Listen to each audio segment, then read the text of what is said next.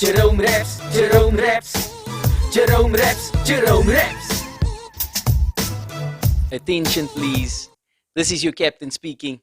Soon will be all systems go for those who's trapped and seeking. Are you relaxed and seating? Let's rap this evening. What exactly is keeping you from true potential that's been sleeping? In-flight meals will surpass expectations. Spiritual fruit fresh from the book of Galatians. If you need anything for you and yours, ask. Newcomers get the same reward as those who board last.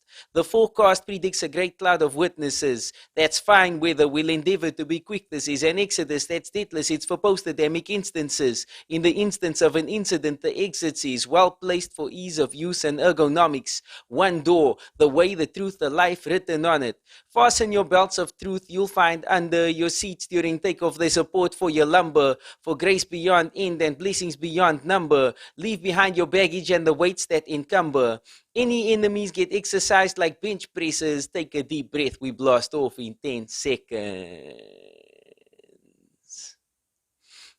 Welcome, friends, to this new segment, Jerome Raps. This is where I talk to you about some of my verses and what kind of was happening at the time during the time of writing and what I was busy with and what I was thinking. This verse is from early 2000s, 2004, 2005, I'd say, around there I wrote it. I was part of a rap crew, which was really, really cool because at the time, if you had a chorus in one verse, you had a complete song because the other guys are now gonna do their thing. You know, Ivy Beats was involved as well. He would do some cuts, so he would bust a verse. Chase Lutron, he would get in there with a verse. Keith Knowledge would get in with a verse, and we'd have a song. We did a lot of youth groups at the time. We were touring kind of the church circuit, festivals, and but also youth groups like on Friday nights and so forth. We would take over the youth, so we'd do a little bit of music. Someone would bring a word, like a motivational encouragement.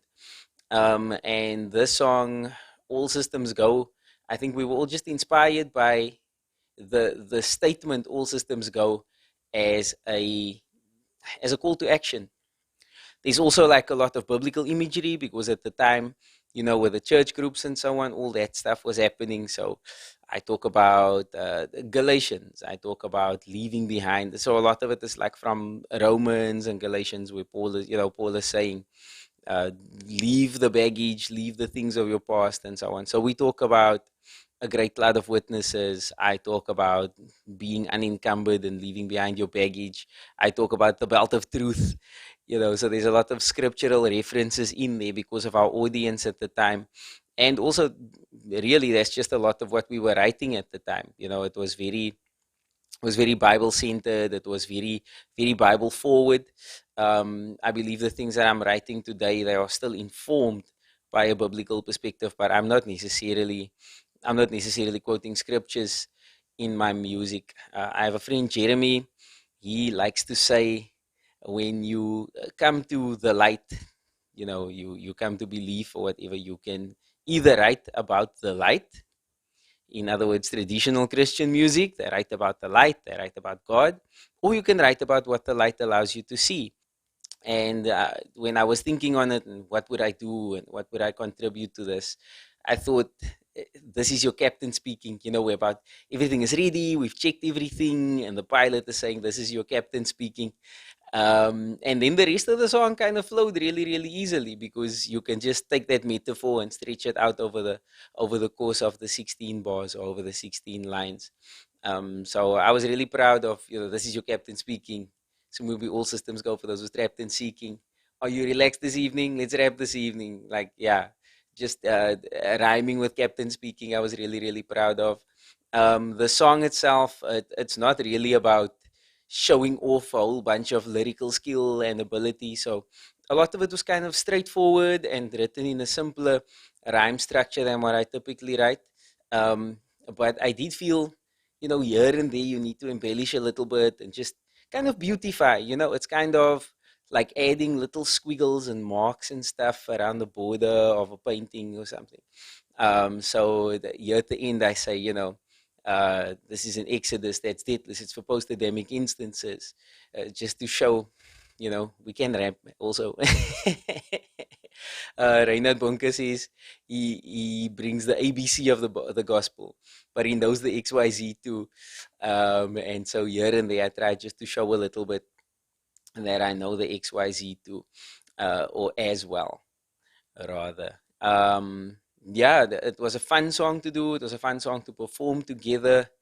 Um, that time it would take me like 4 weeks to write the verse, so this must have taken me a long time just to work through it and write everything. And then at the end, I say, any enemies get exercised like bench presses. Take a deep breath. We've lost off in 10 seconds. And then we would all count down 10, 9, 8. And that would kind of be the climax of the song. It was a lot of fun performing this verse, performing the song at events. I have not rapped these words out loud or been in front of an audience with this verse in at least 10 years, easily more. We would perform as a crew named Antioch was the name of the group. And as I said, youth groups and the like was kind of our staple, people would call us. I wasn't at the time actively pursuing a career in music. I wasn't actively pursuing a solo career or a career with a group. In fact, we just enjoyed being together. We enjoyed writing songs together. We enjoyed performing them, and we enjoyed performing them in front of people. And then later on, when that kind of had run its course, and subsequent groups and things that we'd gotten involved in had run their course, then I started seriously considering pursuing a career in music. But yeah, that's all systems go.